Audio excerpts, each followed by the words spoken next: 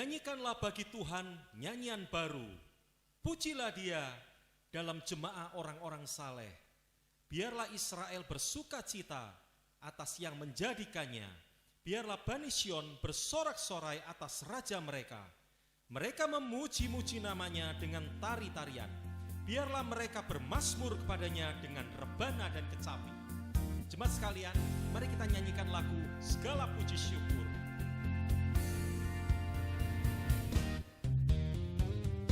Segala puji syukur hanya bagi-Mu Tuhan, sebab Kau yang layak dipuja. Kami mau bersorak, tinggikan nama-Mu. Haleluya.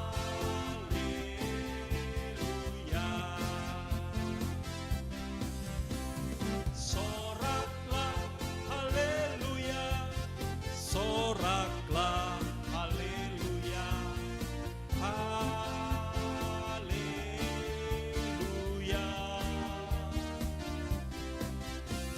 Soraklah, haleluya. Soraklah, haleluya. Haleluya. Segala puji syukur. Segala puji syukur hanya bagi-Mu Tuhan, sebab Kau yang layak dipuja. Kami mau bersorak, tinggikan nama-Mu. Haleluya. Soraklah, haleluya. Soraklah, haleluya. Haleluya. Soraklah, haleluya. Soraklah, haleluya. Haleluya. Soraklah, haleluya. Soraklah, haleluya. Soraklah, haleluya. Haleluya.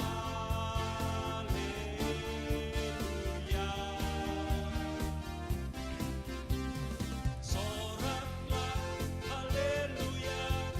Soraklah, haleluya. Haleluya.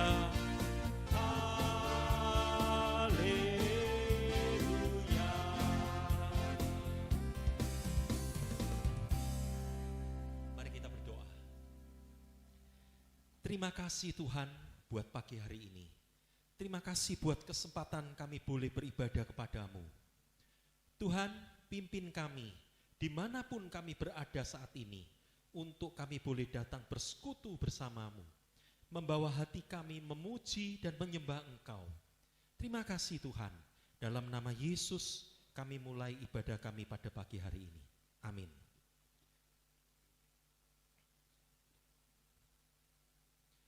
Sebab itu, keluarlah kamu dari antara mereka, dan pisahkanlah dirimu dari mereka, firman Tuhan.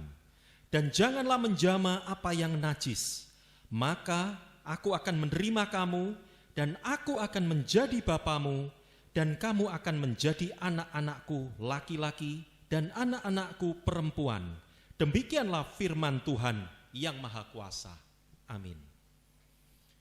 Bapak, Ibu, dan saudara sekalian, kematian Kristus di kayu salib telah menebus dosa-dosa kita, sehingga hidup kekal itu boleh menjadi milik kita, dan kita boleh menjadi anak-anak Allah. Namun, selama kita hidup di dalam tubuh yang fana ini, kita seringkali masih mendapati perbuatan kita, pikiran kita mengecewakan hati Bapa. Mari, pada kesempatan pada pagi hari ini, kita gunakan kesempatan untuk datang ke hadirat-Nya, memohon ampun atas dosa-dosa kita yang telah kita lakukan, baik sengaja maupun tidak sengaja. Mari kita mohon Tuhan menyelidiki hati kita, menyingkapkan dosa-dosa kita. selidiki aku.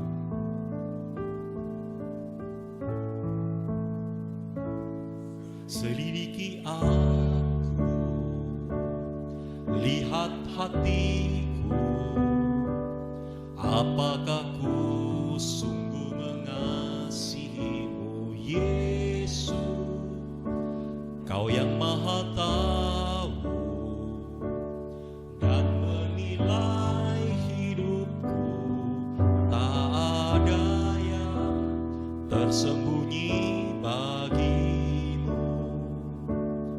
Aku lihat kebaikanmu yang tak pernah habis di hidupku. Ku berjuang sampai akhirnya kau dapati aku tetap setia. Mari kita katakan dengan sungguh-sungguh, selidiki aku, lihat hatiku.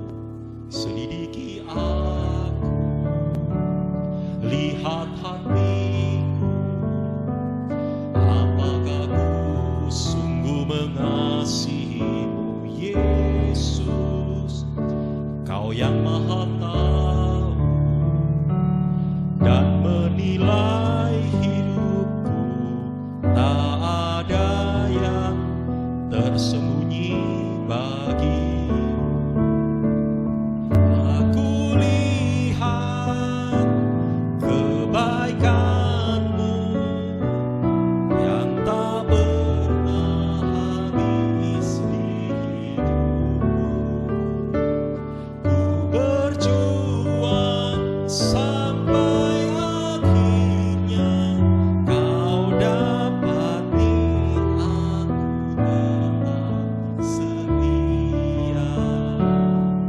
Aku lihat kebaikanmu yang tak pernah habis di hidupku.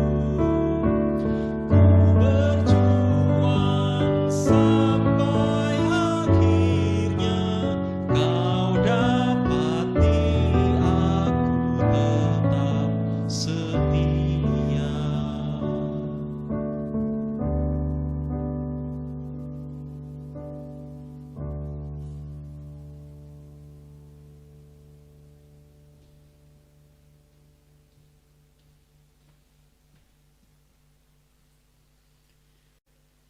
Jemaat yang dikasih Tuhan, saya mengundang kita untuk bangkit berdiri. Kita akan masuk dalam doa pengakuan dosa. Mari kita berdoa bersama-sama.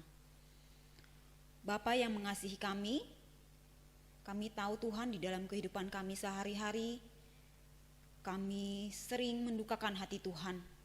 Kami sering menyakiti hati-Mu Tuhan. Di dalam tingkah laku kami Tuhan, kami sering melakukan perbuatan-perbuatan yang tidak menyenangkan hati Tuhan.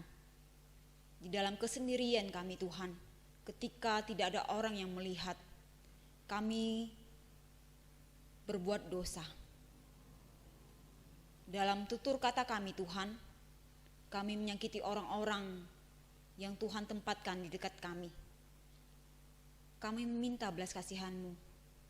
Kiranya Engkau mengampuni setiap dosa dan kesalahan kami yang kami lakukan di dalam kehidupan kami sehari-hari. Inilah pengakuan kami Tuhan, dan kami mau alaskan semuanya ini hanya di dalam nama Kristus Yesus, penebus kami, juru selamat kami. Kami berdoa, amin. Jemaat yang kasih Tuhan, dengarkanlah janji pengampunan dosa yang diambil dari 1 Petrus 2 ayat 24 hingga 25. Ia sendiri telah memikul dosa kita di dalam tubuhnya di kayu salib, supaya kita yang telah mati terhadap dosa hidup untuk kebenaran. Oleh bilur-bilurnya kamu telah sembuh, sebab dahulu kamu sesat seperti domba, tetapi sekarang telah kembali kepada gembala dan pemelihara jiwamu. Jemaat dipersilakan untuk duduk kembali.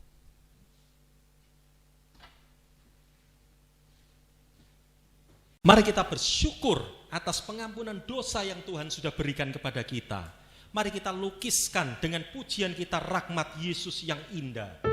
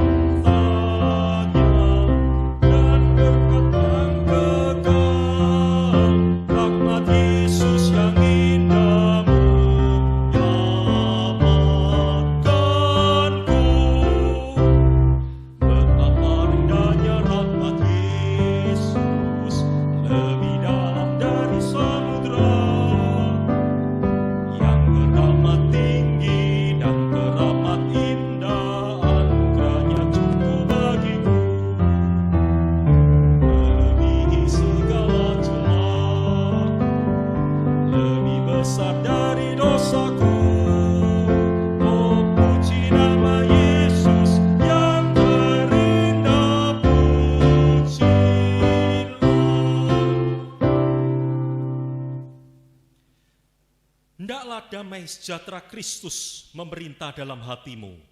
Karena untuk itulah kamu telah dipanggil menjadi satu tubuh dan bersyukurlah. Jemaat sekalian, mari kita bangkit berdiri. Bersama gereja di segala tempat dan abad, mari kita sama-sama ikrarkan pengakuan iman kita berdasarkan pengakuan iman rasuli. Pengakuan iman rasuli. Aku percaya kepada Allah, Bapa yang Maha Kuasa, Khalik langit dan bumi, dan kepada Yesus Kristus, anaknya yang tunggal Tuhan kita, yang dikandung dari Roh Kudus, lahir dari anak darah Maria, yang menderita sengsara di bawah pemerintahan Pontius Pilatus, disalibkan, mati dan dikuburkan, turun ke dalam kerajaan maut. Pada hari yang ketiga, bangkit pula dari antara orang mati, naik ke surga, duduk di sebelah kanan Allah, Bapa yang Maha Kuasa, dan dari sana ia akan datang untuk menghakimi orang yang hidup dan yang mati. Aku percaya kepada Roh Kudus, gereja yang kudus dan persekutuan orang kudus, pengampunan dosa, kebangkitan tubuh, dan hidup yang kekal. Amin. Jemaat dipersilakan duduk kembali. Jemaat sekalian, kita akan mendengarkan firman Tuhan yang akan dibawakan oleh Guru Injil Marta. Mari kita siapkan hati kita. Mataku tertuju padamu.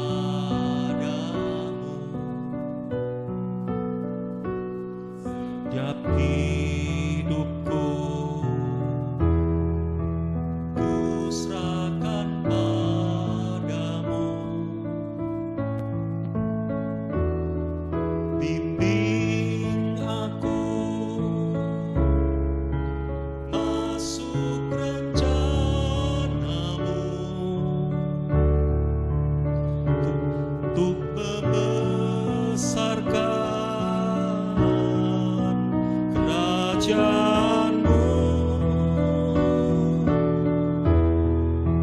Ku mau mengikuti kehendak-Mu ya Bapa. Ku mau selalu menyenangkan hati-Mu. Mataku tertuju padamu. Mataku tertuju padamu.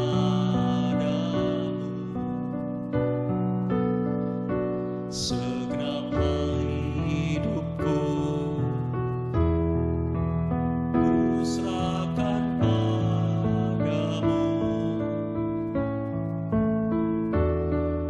Bimbing aku masuk rencana-Mu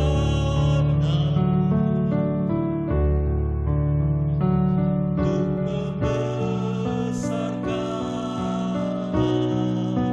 kerajaanmu. Ku mau mengikuti kehendak-Mu ya Bapa. Ku mau selalu menyenangkan hati-Mu. Ku mau mengikuti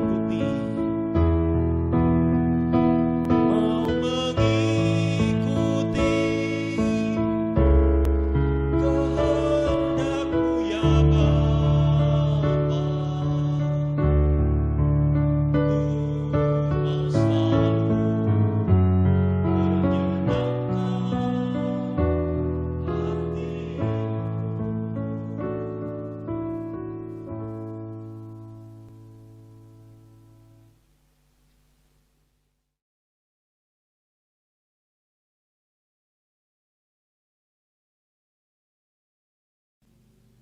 Bapak Ibu, selamat pagi semuanya. Kita bersyukur ya, hari ini kita kembali boleh beribadah, walau kita tetap masih beribadah di rumah kita masing-masing. Mari sebelumnya kita mau masuk dalam doa sebelum kita mendengarkan kebenaran firman Tuhan. Bapa yang mengasihi kami datang kepadamu Tuhan untuk mendengarkan firman-Mu. Tolong kami di dalam mendengarkan firman-Mu untuk mengerti, memahami firman-Mu. Tolong kami juga Tuhan untuk tahu apa yang Tuhan kehendaki ketika kami mendengarkan suara-Mu. Di dalam Kristus Yesus, Sang Firman yang hidup, kami berdoa. Amin. Bapak Ibu, tema kita hari ini adalah berbicara tentang gereja yang tidak kelihatan dan gereja yang kelihatan. Sebelum jauh berbicara tentang tema ini, saya ingin bertanya kepada Bapak Ibu. Pernahkah Bapak Ibu mendengar sebuah istilah serigala berbulu domba? Bapak Ibu, kita tentu pernah mendengar istilah ini, bukan? Dan kita sering mendengarkan istilah ini. Istilah ini sering muncul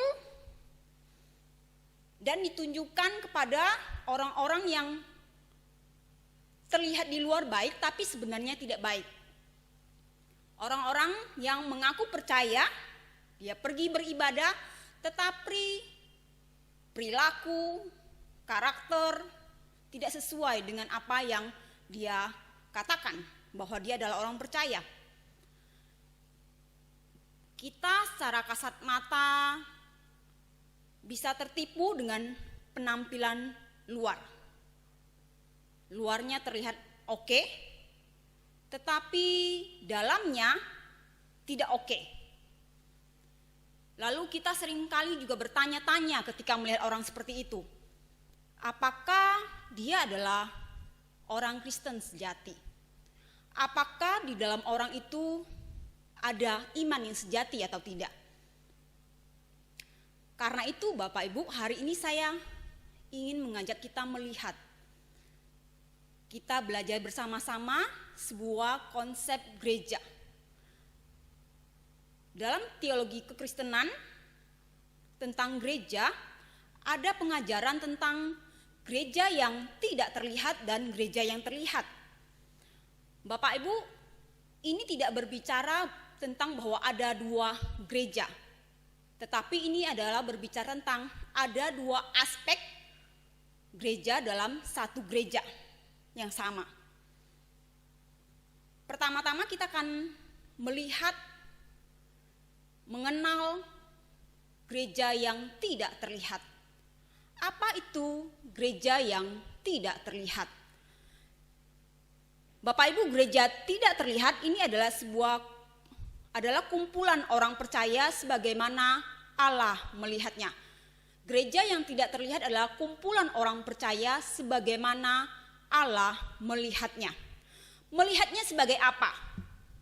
Sebagai bagian dari umat tebusan Kristus. Sebagai bagian dari umat tebusan Kristus, di mana Kristus adalah kepala dan gembala agungnya. Itu sebabnya dalam Efesus 4 ayat 15, Paulus itu memaparkan demikian, mengatakan demikian, seluruh anggota itu bertumbuh, terikat menjadi satu, menuju kepada kepala, yaitu Yesus Kristus. Dalam ayat ini, dalam Efesus 4 ayat 15 ini, Paulus ingin mengungkapkan kepada jemaat bahwa apa? Yesus adalah kepala dari setiap jemaat, kepala dari setiap umat tebusannya. Kemudian dalam Ibrani 13 ayat 20 dikatakan di sana, maka Allah damai sejahtera yang oleh darah perjanjian yang kekal telah membawa kembali dari antara orang mati gembala agung segala domba, yaitu Yesus Tuhan kita. Kemudian dalam 1 Petrus 5 ayat 4 mengatakan demikian, maka kamu apabila gembala agung datang, kamu akan menerima mahkota kemuliaan yang tidak dapat layu. Bapak Ibu, penulis Ibrani maupun Petrus ingin mengungkapkan kepada kita, ingin menegaskan kepada kita bahwa Yesus Kristus adalah gembala agung kita.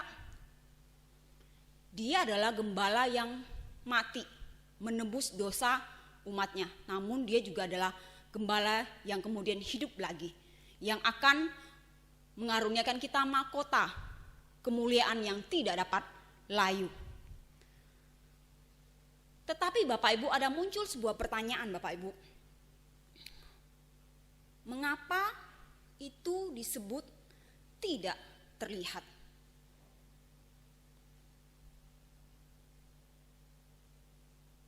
Karena Bapak Ibu, gereja ini, kumpulan orang percaya ini, yang bisa melihatnya hanyalah Allah sendiri. Kita manusia secara kasat mata dengan mata kita sendiri ini, kita tidak bisa melihatnya. Mengapa kita tidak bisa melihatnya? Mengapa dengan mata kita tidak bisa melihat, menilai orang itu, bahwa orang itu adalah gereja, bahwa orang itu adalah kumpulan orang percaya? Karena ini berbicara tentang masalah hati manusia. Ini berbicara tentang kondisi rohani seseorang, kondisi rohani setiap orang percaya.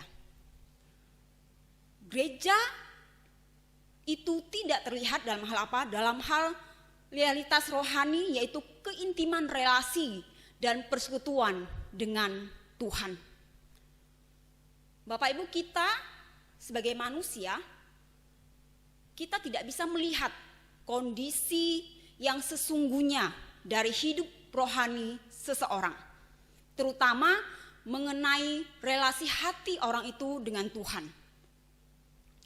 Di Roma 10 ayat 9 sampai 10 berkata demikian, barang siapa mengaku dengan mulut dan percaya di dalam hati bahwa Yesus Kristus adalah Tuhan, mati dan bangkit dari kematian, maka orang itu diselamatkan. Dikatakan di situ apa? Barang siapa mengaku dengan mulut dan percaya di dalam hati, maka orang itu diselamatkan. Seseorang bisa diselamatkan jika ia mengaku dengan mulut dan percaya di dalam hatinya. Bapak Ibu, kita bisa melihat orang mengaku dengan mulutnya bahwa ia percaya kepada Kristus, bahwa ia menerima Yesus Kristus sebagai Tuhan dan Juru Selamatnya. Kita bisa melihat. Tetapi Bapak Ibu, bagaimana kita bisa tahu ia percaya dalam hatinya? Siapa yang bisa melihat kedalaman hati manusia? Kita manusia tidak bisa melihatnya.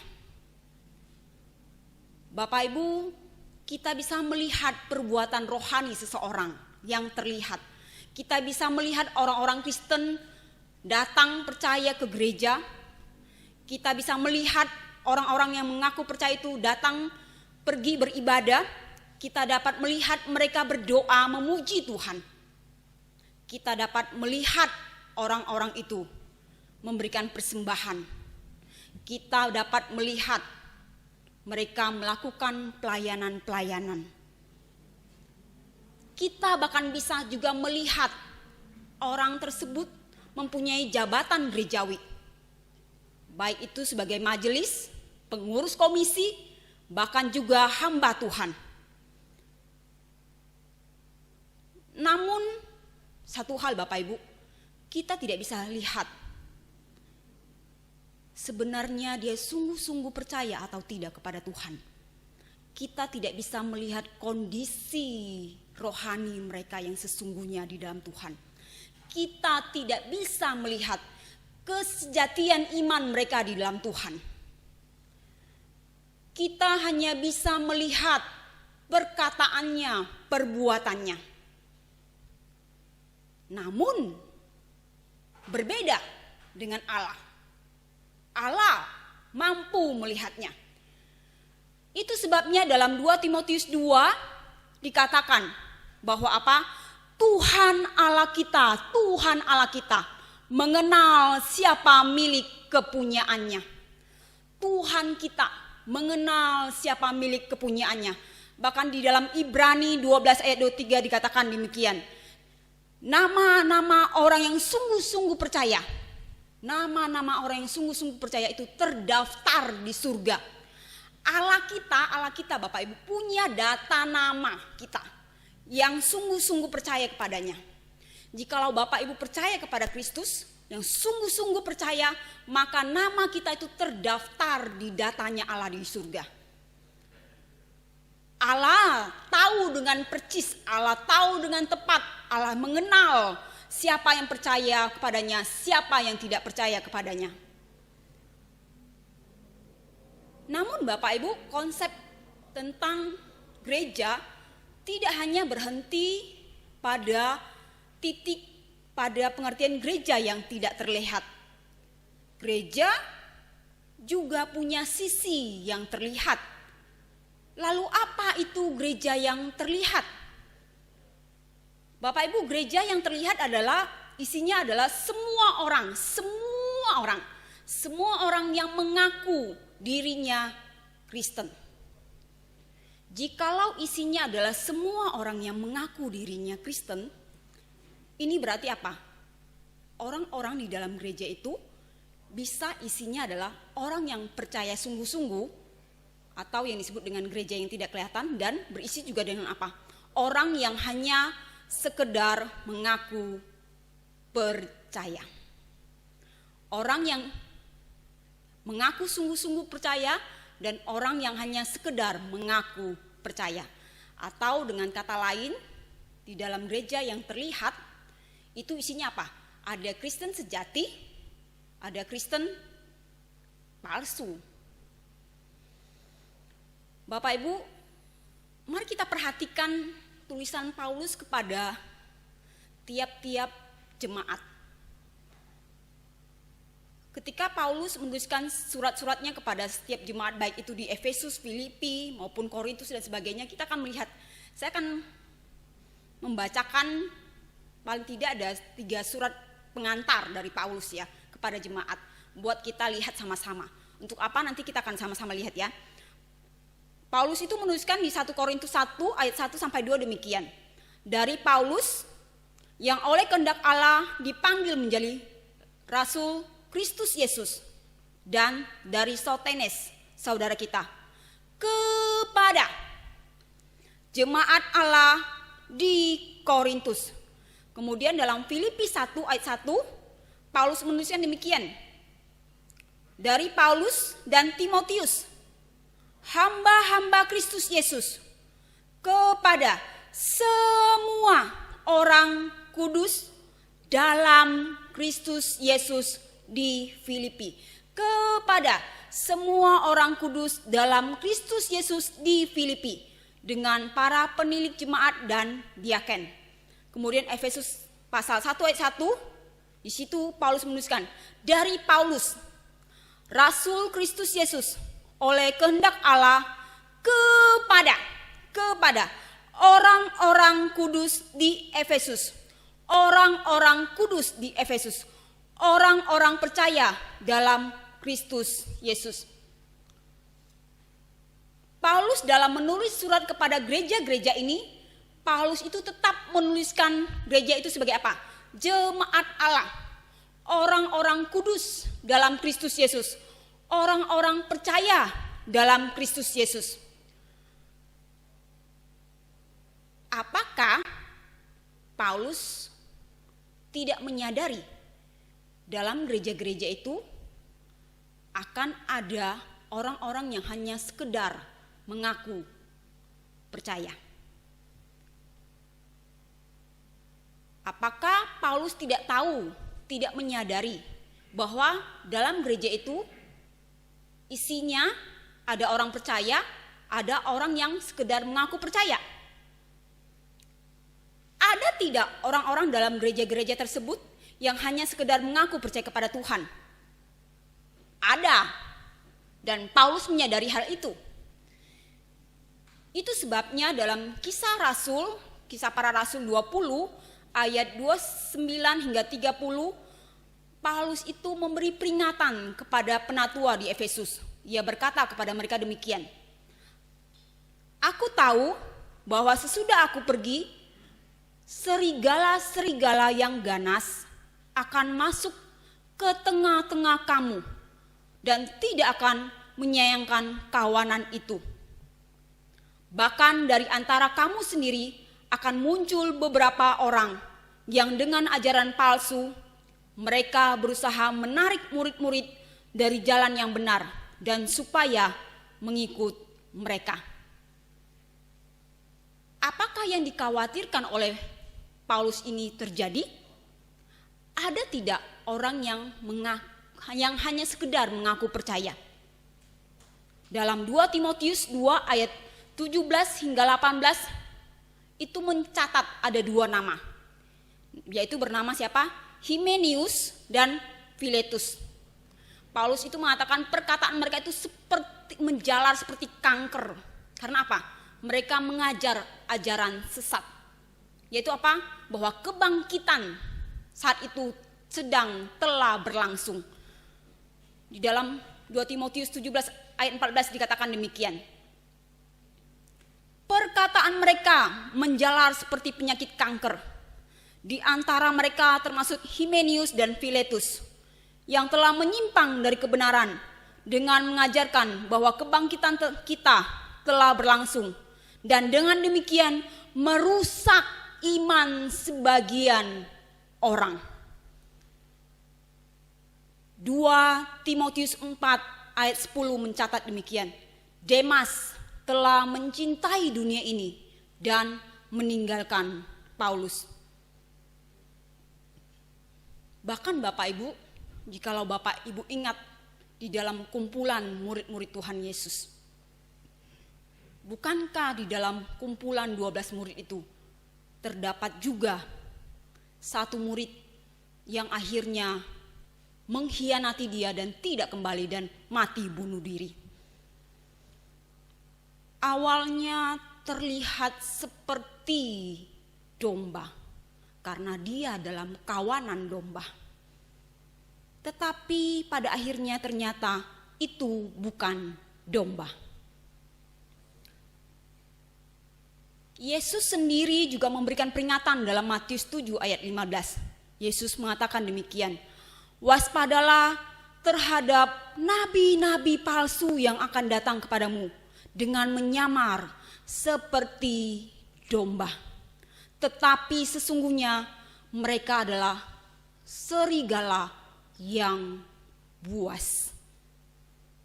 Dalam Matius 7 ayat 21, Yesus berkata lagi, bukan setiap orang yang berseru-seru kepadaku, Tuhan, Tuhan, akan masuk ke dalam kerajaan surga, melainkan dia yang melakukan kehendak Bapakku yang di surga.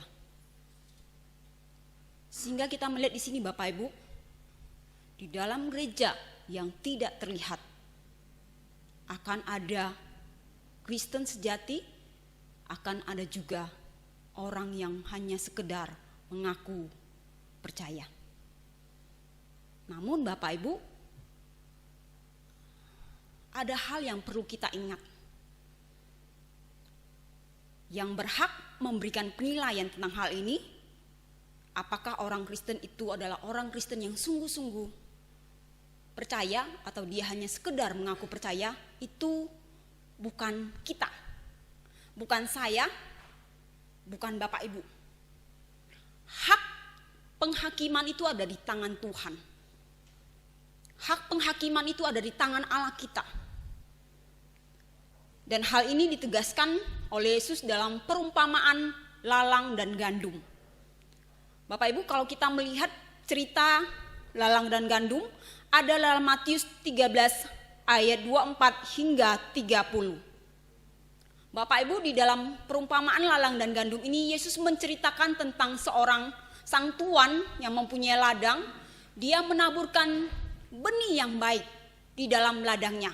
Benih yang baik ini adalah gandum. Tetapi pada malam hari datanglah musuhnya. Musuhnya itu datang menaburkan benih yang buruk. Kalau di dalam LAI itu menerjemahkannya sebagai lalang ke ladangnya. Ketika benih itu mulai tumbuh, mulai kelihatan bulirnya, maka terlihatlah ternyata ada dua jenis, gandum dan lalang. Maka saat itu hamba dari pemilik ladang itu datang kepada tuannya dan berkata demikian, jadi maukah tuan supaya kami pergi mencabut lalang itu? Maukah tuan supaya kami pergi mencabut lalang itu? Tetapi apa jawab dari sang tuan itu? Dia berkata demikian, jangan, sebab mungkin gandum itu ikut tercabut pada waktu kamu mencabut lalang itu. Biarkan keduanya tumbuh bersama sampai waktu menuai. Pada waktu itu aku akan berkata kepada para penuai, kumpulkanlah dahulu lalang itu dan ikatlah berberkas-berkas untuk dibakar. Kemudian kumpulkanlah gandum itu ke dalam lumbungku. Rasanya aneh bukan? Bagaimana sang tuan bisa membiarkan benih yang buruk itu tumbuh bersama dengan benih yang bagus? Jika itu adalah ladang dari Bapak Ibu, bukankah atau itu adalah ladang kita, bukankah kita ingin langsung saja memusnahkannya, langsung saja mencabutnya? Lebih cepat, lebih baik bukan? Apalagi itu adalah benih yang buruk. Kenapa? Dalam perumpamaan itu sang tuan membiarkannya. Bapak Ibu, lalang di sini itu bukan lalang yang biasa saja. Lalang ini dalam bahasa Yunani itu menggunakan kata jijania. Jijania itu berasal dari kata jijanion. Artinya apa? Yang adalah berarti gandum palsu. Dia adalah tumbuhan yang menyerupai gandum tetapi bukan gandum. Dan ketika ketika jijania ini mulai bertumbuh, akar jijania itu biasanya juga terkait satu dengan lain dengan akar gandum. Jadi ketika misalnya Bapak Ibu kalau mau dicabut misalnya belalangnya gitu ya, lalangnya mau dicabut, akar jijania ini mau dicabut, maka gandum juga akan ikut tercabut. Dan di masa-masa baru tumbuh akan sulit sekali membedakan antara jijania dengan gandum yang sesungguhnya. Tidak ada perbedaan yang sangat signifikan. Warna daun, rupa benar-benar mirip, benar-benar dua-dua itu serupa gitu ya, serupa. Yang bisa dibedakan kapan? Yang bisa dibedakan itu apanya? Nanti di akhir, yaitu apanya? Terlihat dari buahnya atau dalam kata lain biji-bijinya. Bapak Ibu, biji-biji buah jijanium itu warnanya apa? Warnanya adalah hitam, Bapak Ibu. Dan warna gandum berwarna kuning. Jadi pada masa panen itu akan terlihat mana yang asli gandum, mana yang gandum palsu. Daripada nanti gandum asli ikut tercabut, lebih baik dibiarkan saja tumbuh di sana. Yesus berkata, biarkanlah keduanya tumbuh bersama sampai pada waktu menuai. Pada waktu itu aku akan berkata kepada para penuai, kumpulkanlah dahulu lalang itu dan ikatlah berberkas-berkas untuk dibakar. Kemudian kumpulkanlah gandum itu ke dalam lumbungku.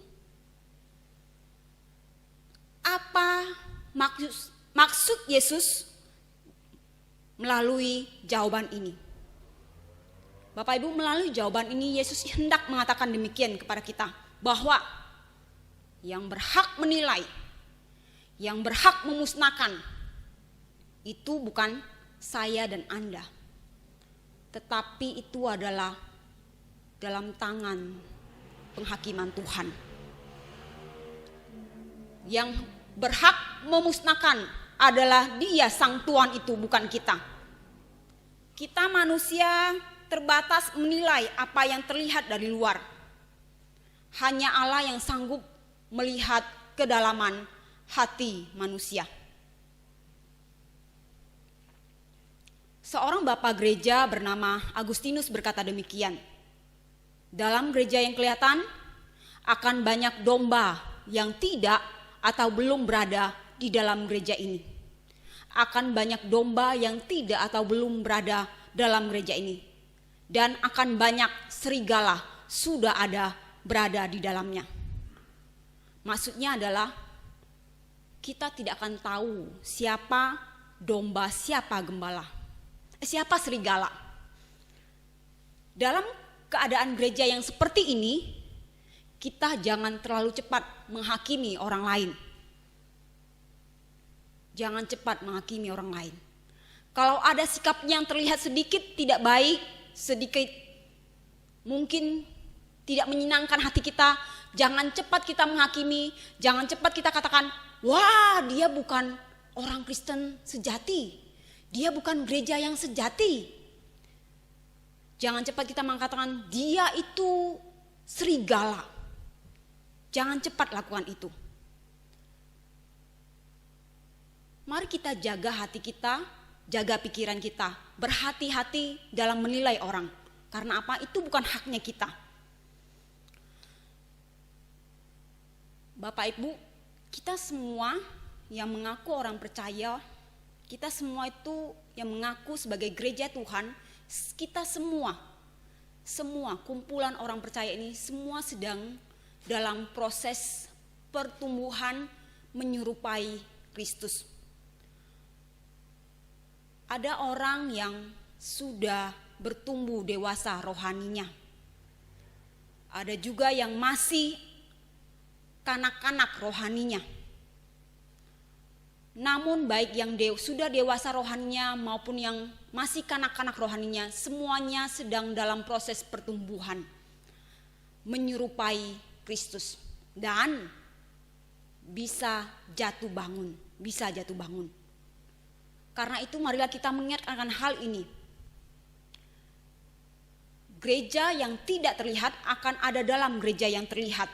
Namun hanya Allah yang bisa menilai, menentukan siapa yang masuk dalam bagian gereja yang tidak terlihat. Karena hanya dialah Allah yang mengenal kepunyaannya. Kita tidak punya hak di dalamnya untuk menghakimi, menilai orang lain. Bagian kita, tugas kita adalah apa? Melihat, memeriksa diri kita sendiri. Apakah saya adalah anggota gereja yang tidak terlihat? Sudahkah saya menunjukkan diri saya sebagai anggota gereja yang tidak terlihat? Dan jika kita menemukan dan yakin bahwa kita adalah orang percaya yang sungguh-sungguh percaya kepada Kristus, jika kita menemukan bahwa kita adalah bagian dari gereja yang tidak terlihat, maka apa yang harus kita lakukan? Bersyukurlah Bapak Ibu, bersyukurlah kepada Allah kita.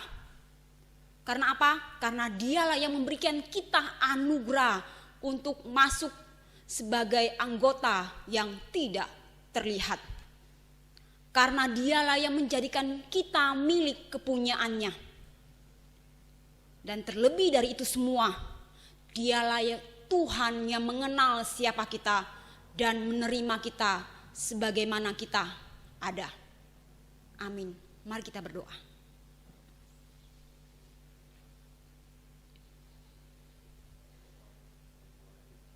Tuhan,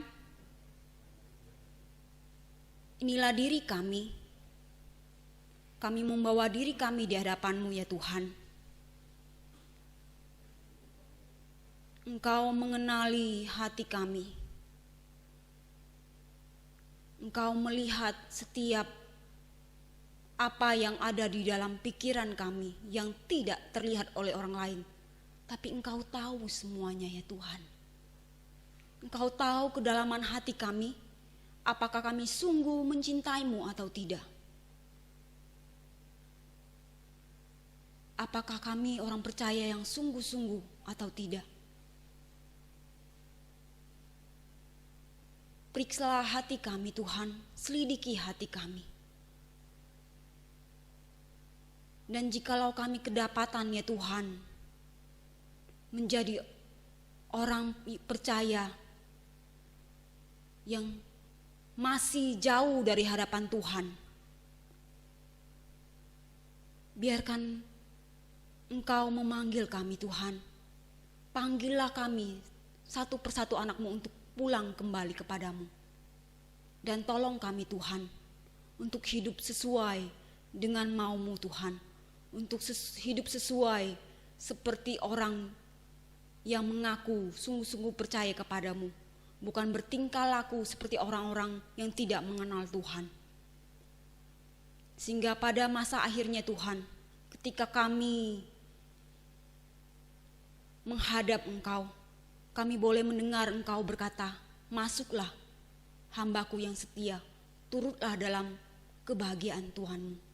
Itulah sebuah kerinduan yang ingin kami dengarkan ya Tuhan, ketika kami berjumpa muka dengan Engkau. Tolong kami Bapa, di dalam Kristus Yesus, Sang Firman yang hidup, kami berdoa. Amin.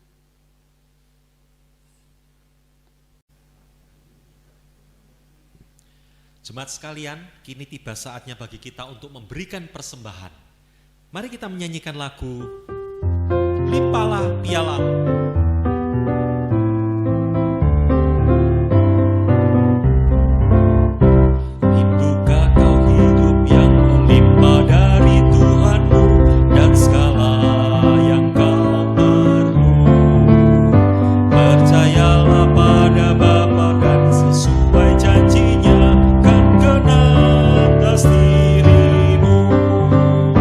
Memenuhi hari ini di hatimu.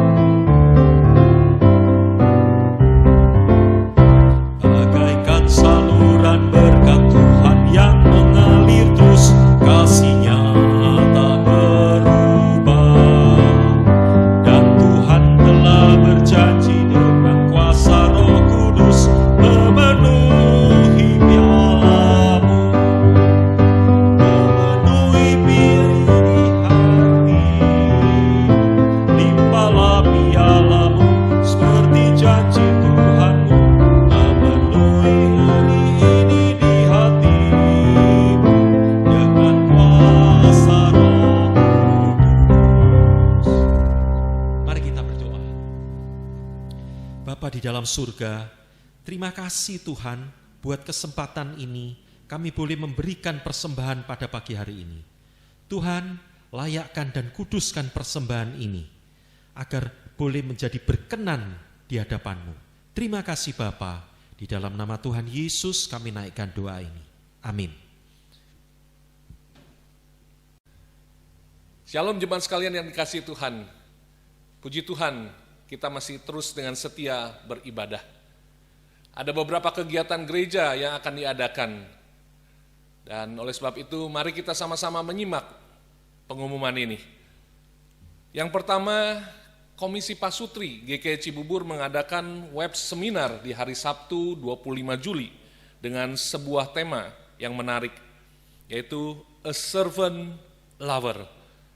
Tema ini mengangkat mengenai kehidupan seksualitas dalam pernikahan Kristen dan akan dibawakan oleh Guru Injil Yulimin dan juga Guru Injil Weichen. Sabtu 25 Juli pukul 20 sampai dengan 21.30. Bagi Bapak, Ibu, dan saudara sekalian yang rindu untuk belajar dan diperkaya kehidupan suami istrinya, saya mengundang kita semua untuk sama-sama ikut di dalam acara ini. Saudara sekalian, minggu ini Komisi Kaleb juga akan mengadakan persekutuan di hari Jumat pukul 10 pagi. Dan pertemuan ini akan menggunakan aplikasi Zoom. Meeting ID daripada Zoom aplikasi ini tertera di dalam layar kaca Bapak, Ibu, dan saudara sekalian. Bapak, Ibu, apabila mengetahui ada teman-teman Bapak, Ibu yang belum mengetahui informasi ini, silakan menghubungi Guru Injil Marta dan mari bersama-sama untuk ikut di dalam persekutuan ini. Bersama-sama tumbuh dan bersama-sama belajar kebenaran firman Tuhan. Bapak, Ibu, demikian warta kita minggu ini. Mari kita sama-sama berdoa juga untuk beberapa hal. Saya rindu kita sama-sama berdoa untuk persiapan gereja melakukan ibadah new normal di tanggal 9 Agustus nanti. Saya rindu setiap persiapan Tuhan sendiri yang pimpin dan jemaat sama-sama membawa ini di dalam doa masing-masing. Dan juga kita berdoa untuk tim yang terus bergerak, yang terus mempersiapkan ini. Kita berdoa agar semua persiapan berlangsung dengan lancar. Jemaat yang sudah lama tidak dapat beribadah, boleh bersama-sama hadir, mengikuti protokol kesehatan yang sudah ditetapkan. Kita berdoa juga untuk penanganan COVID secara nasional maupun untuk bangsa-bangsa, negara-negara yang mengalami masalah ini bersama-sama. Kiranya ada kemurahan Tuhan dan riset-riset yang terus dilakukan boleh menemukan titik terang dan terdapat solusi bagi masalah kesehatan dunia ini. Mari sama-sama kita berdoa. Bapa di dalam surga, kami menyerahkan gereja kami di dalam tangan Tuhan. Beberapa bulan ini kami terus berusaha memberikan pelayanan dan juga mengadakan ibadah dengan cara online.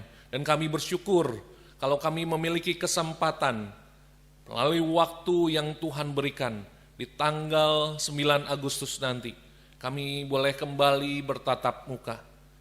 Kami rindu ya Tuhan, setiap persiapan yang dilakukan dengan sangat serius oleh rekan-rekan kami, tim penanganan COVID di gereja kami. Kami rindu ya Tuhan, Tuhan sendiri yang memberkati, sehingga semua persiapan berjalan dengan lancar, semua protokol kesehatan dapat dipatuhi, dan jemaat yang rindu untuk datang beribadah di rumah Tuhan boleh sama-sama juga hadir. Dan kami bersama berdoa agar bangsa ini juga, Tuhan, Engkau boleh memberikan kemurahan. Pergumulan ini sudah cukup berlangsung berbulan-bulan. Kami rindu ada titik terang ya Tuhan, sehingga kondisi kesehatan dan juga kondisi ekonomi sama-sama boleh bergerak. Dan ada hal yang baik yang Tuhan berikan bagi pemulihan bangsa ini, pemulihan dunia, negara-negara yang bergumul bersama menghadapi masalah COVID-19 ini. Tuhan, berikan kemurahan-Mu. Demikian juga kami orang-orang percaya, diberikan iman, diberikan pengharapan, dan diberikan kasih untuk memperhatikan dan saling mendoakan satu dengan yang lain sebagai gereja Tuhan. Kami bersyukur Tuhan, kami boleh tetap bersama dengan Tuhan, mendapatkan kasih Tuhan, kebaikan Tuhan untuk melewati ini bersama-sama. Dan kami percaya Tuhan juga akan memimpin gereja Tuhan untuk senantiasa hidup di dalam kesetiaan, hidup di dalam pengharapan, dan melewati ini bagi Tuhan, bersama dengan Tuhan. Terima kasih Tuhan. Di dalam Kristus Yesus kami berdoa, kami memohon. Amin. Bapak Ibu, berita pengutusan terambil dari Efesus pasal yang keempat, ayat 3 dan 6. Dan berusahalah memelihara kesatuan roh oleh ikatan damai sejahtera, satu tubuh dan satu roh. Sebagaimana kamu telah dipanggil kepada satu pengharapan yang terkandung dalam panggilanmu, satu Tuhan, satu iman, satu baptisan, satu Allah dan Bapa dari semua, Allah yang di atas semua dan oleh semua dan di dalam semua. Saudara sekalian, saya undang kita bangkit berdiri, mari kita sama-sama naikkan doksologi.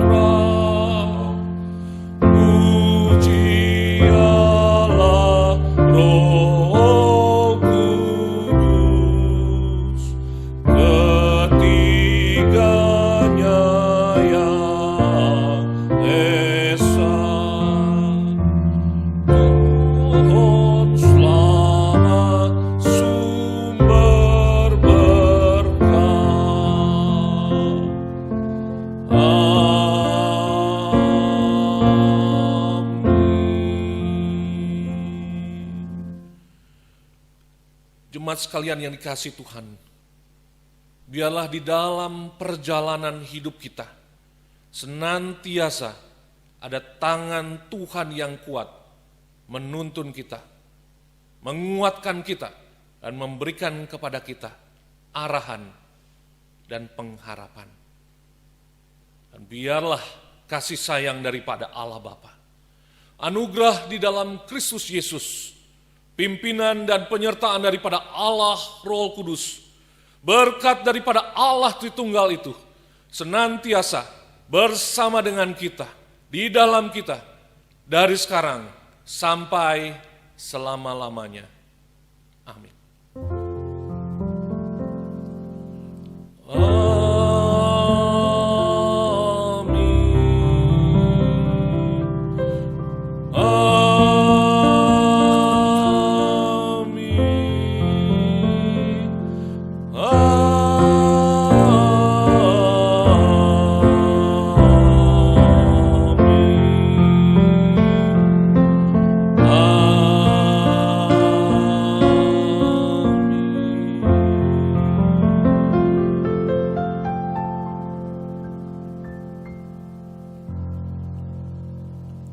Ibadah kita selesai, saudara sekalian. Silakan ambil waktu teduh. Tuhan Yesus memberkati kita sekalian.